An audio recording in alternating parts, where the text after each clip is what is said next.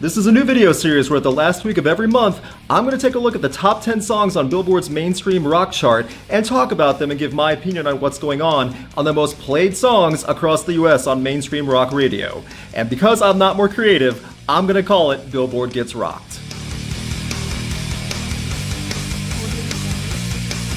This is a chance for me to talk about the big songs on radio airplay that are being currently played from big rock albums and bands that I may not always get a chance to talk about. It's not going to be super in-depth, it's just my quick thoughts and predictions on trends that are going on for mainstream rock radio. Although the chart goes much further than the top 10, I'm sticking with 10 because I don't want these videos to be 30 minutes long. I'm also only doing this at the end of every month because that way enough will change to provide more to talk about as opposed to slight changes from week to week. The list is made public on Billboard sites and I've reviewed several of the albums on the list, but this is a chance to talk about the songs more and see what you guys think in your polite and intelligent YouTube comments. These songs are ranked by Nielsen's metrics and they cover the airplay throughout mainstream rock radio stations across the US, in case you were wondering how they actually measure. So besides that, there's not much more to introduce. Let's take a look at the top 10 songs that are being played through mainstream rock.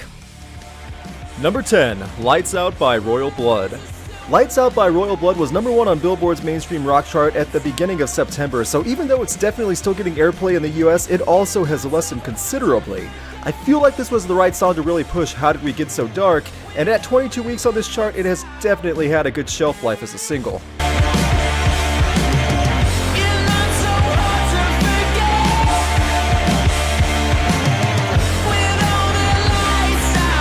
As of this week, the band is still on tour with Queens of the Stone Age and pushing to find new audiences to reach in the United States. That's a good thing because I stand by that this band is worth getting behind even if you aren't a fan of the two-man rock group. The chorus is what sells the song and the reason why I think people still spin it on the air along with that fuzz in the guitar. So even if this song does finally leave the top 10 after months dominating, it's safe to say that the song succeeded at getting Royal Blood over.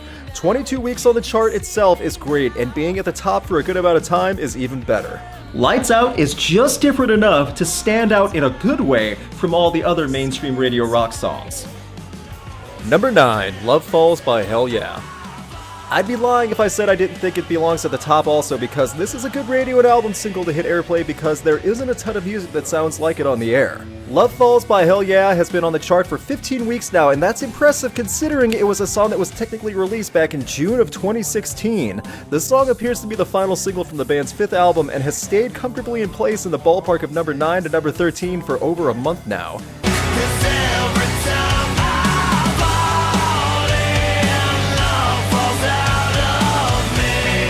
I think it's interesting because of all the songs Hell Yeah has done, this song really isn't the band's greatest work, and in my own personal opinion, isn't even the highlight of the album it comes from. Chad Gray is able to get that gritty vocal delivery through to sludge along with the guitar riffs, and that's arguably the only selling point of the song. I have a feeling this supergroup is going to head back to the writing board and work on it after this year.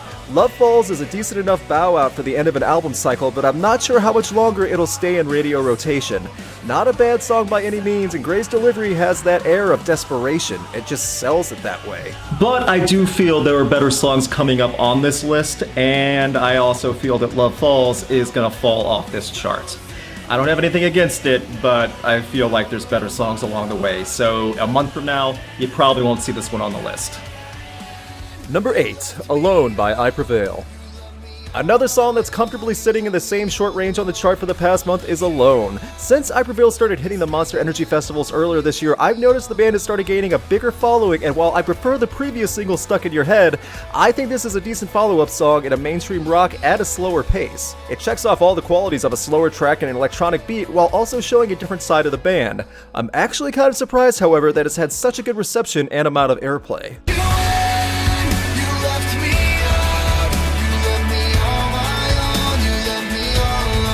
Like Hell Yeah's Love Falls, I'm not sure how much longer this song will stay at the top 10 on Billboard's list, as well as being played in rotation on the air as heavily across the US. Maybe I'll be wrong, but with other songs coming up, I feel like this one may not be in the top 10 at the end of next month. I love the music video for this song, and the lyrics do try to connect with an audience, and now that it's been 20 weeks on the charts, I think the song is peaked. Not sure if it's going to be in the top 10 a month from now. If I had to bet, I'd probably say it won't be. However, in my opinion, if you really want to check out I Prevail, check out Stuck in Your Head. Number 7, Oh Lord by In This Moment. Oh Lord has now peaked at number 7 with 18 weeks on the chart. I've made many mentions in the past that I'm a fan of In This Moment, but what surprises me is that this song is the leading Spearhead single and that it's done so well, while there are many other stronger songs that would fit mainstream rock and get people more excited about the band's latest album.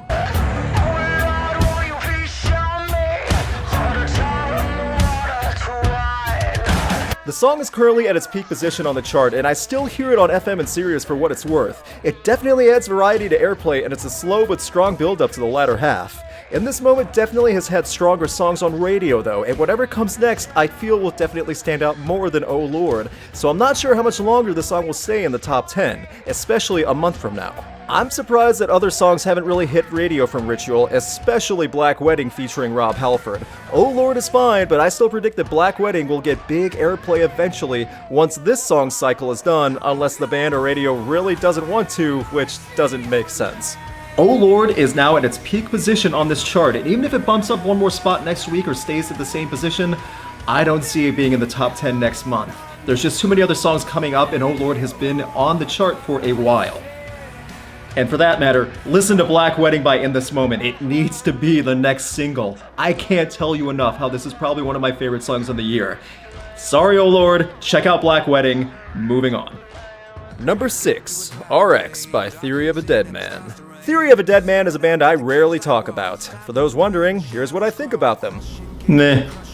So, Theory of a Dead Man, or Theory's song RX, doesn't add much to my impression of them when I heard this song, even though it really has climbed fast into rotation. Like other songs on this top 10, at least RX offers variety to mainstream rock airplay, but, I am so freaking bored, nothing to do today, I guess I'll sit around and medicate. I'm kind of shocked that this song has climbed so fast and is getting so much attention because even though I'm not a fan of the band, I think just about anyone would agree this is not the band's best work. The guitar rhythm sounds just like one big loop. Nothing changes. I don't hate Theory of a Dead Man, and this is the lead-off single from the band's upcoming album, so I do think it'll be on the top 10 for a while longer, possibly a month from now. But if one thing's for certain, Theory of a Dead Man is a band radio loves, even though it's hard to find people in real life who love them just as much. I'm not crazy about this song at all. I don't get the appeal, but it's gonna be on this chart for a while because that's just how it is. That's what sells. Radio love this band because they're just safe enough and throw in a few edgy lyrics to really get people's attention. And that one line about being freaking bored and then medicating is what's really gonna hook people. That's what does it sometimes. Number 5, The Violence by Rise Against. The Violence from Rise Against has not only been on the chart for a while, but it's been in the top 5 of this chart for weeks on end. This song has really pushed the band's latest album Wolves, and unless something drastic happens, I don't see this song dropping off completely, or at least in 4 weeks. There is a good chance it'll still be in the top 10 next month. The Violence has been on the mainstream rock chart for about 5 months now, and so it's not like it's the hot new song anymore, but it definitely is still getting requested and favorited in radio. I really like this song. I mean, I think this is what Rise Against does best with lyric writing that isn't completely scathing and angry. It gets a point across, and the chorus hook and guitar riffs are great.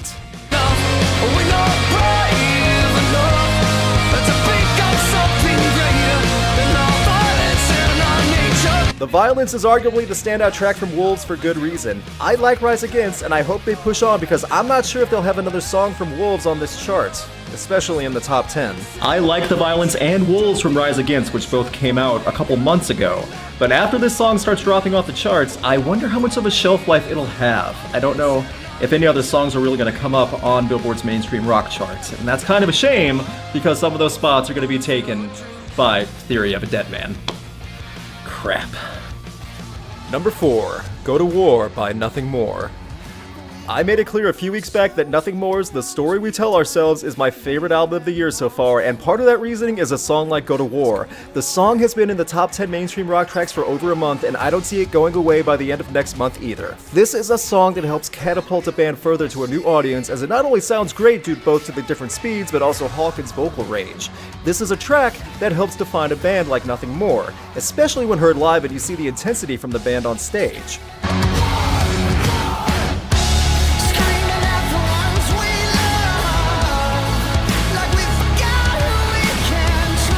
There will be other songs from the stories we tell ourselves on the Mainstream Rock Chart, but I don't expect Go to War to leave anytime soon, especially off the top 10 in a month from now. And when Go to War finally does leave this chart, it'll be replaced by another Nothing More song. The band has gained an extremely devoted following now, and it's only going to get bigger over the next year. Nothing More is going to be living on this chart for a while, whether on the top 10 or not. I recently reviewed the stories we tell ourselves, and I'm not going to keep repeating myself when you can just check out the review for that if you're really interested.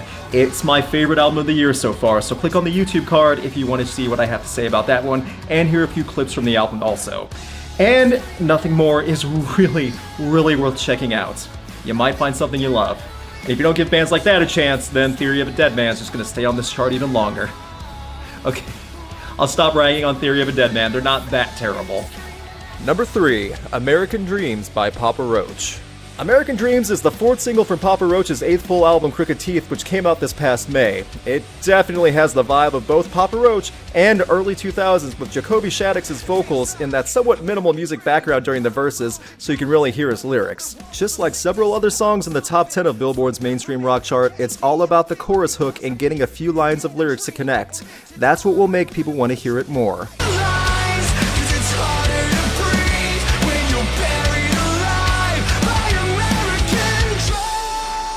After 17 weeks on the chart, this song is now at its peak position at number 3 on the top 10. I truly feel that for as long as Papa Roach has been around, they are not going away anytime soon. As for American Dreams, I mean, Papa Roach has done better. Even on this most recent album, Crooked Teeth, the band has done better. But will this song stay in the top 10 in mainstream rock a month from now? Probably. Radio loves Papa Roach, and I know not everyone's crazy about their music, but they are great to their fans. Papa Roach has always excelled in that, especially at their live shows and just meeting people. So, those fans are going to keep requesting songs like this, and they're going to stay on the charts for a while, and next month, this song's going to be in the top 10 probably. Number 2, LittleOne by Highly Suspect.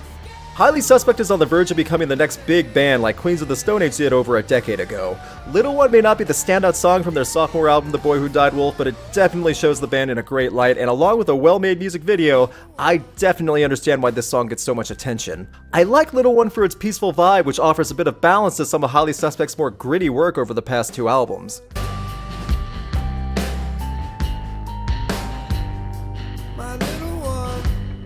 I reviewed both of Highly Suspect's albums, seen them live, even got to watch them on stage. Needless to say, I'm a fan, so admittedly, I'm a bit biased. But it doesn't take a huge fan to realize the appeal to tranquil sounds in LittleOne, which really reminds me of the glorious grunge days. Now that the song's been on the chart for a while and into the top 5 of this list for over a month, it's safe to say it's going to be around for a while longer on the top 10 of this chart.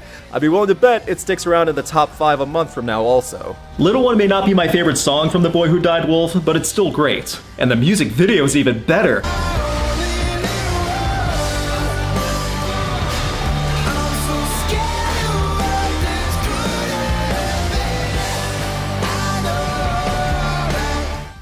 Number 1, Highway Tune by Greta Van Fleet.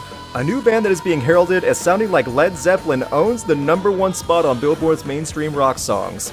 Do I think it's worthy?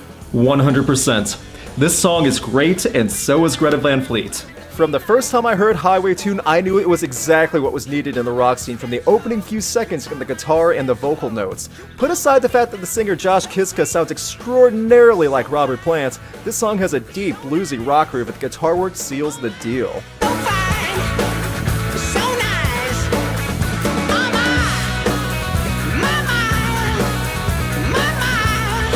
You know how good it feels to see a new young band with the world ahead of them actually get this much airplay and acknowledgement?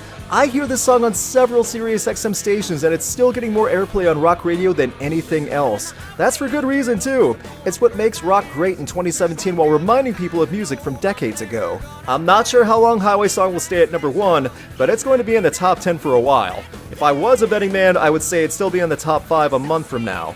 It's a song that needs to be heard to be truly appreciated, so click in the YouTube cards to check it out.